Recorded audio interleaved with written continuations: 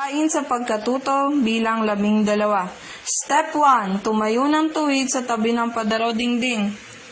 Check. Number 2. Hayaang nakalapat ang ulo sa dingding. Check. 3. Hayaang nakalapat ang balikat sa dingding. Check. 4. Hayaang nakalapat ang likod sa dingding. Check.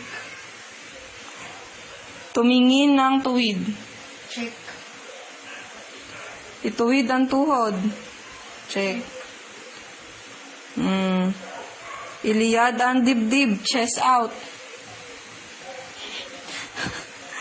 Ano ba yan? Ipasok ang tiyan. Pasok ang tiyan daw. Palitin mo yung tiyan mo. Yan, palitin mo. Ayan. Number 9. Paglayuin ang paa na may 5 or 7 cm ang layo. Paglayo mo daw ng konti. Yan. Dapat ganyan itsura mo pag maglalakad, ha?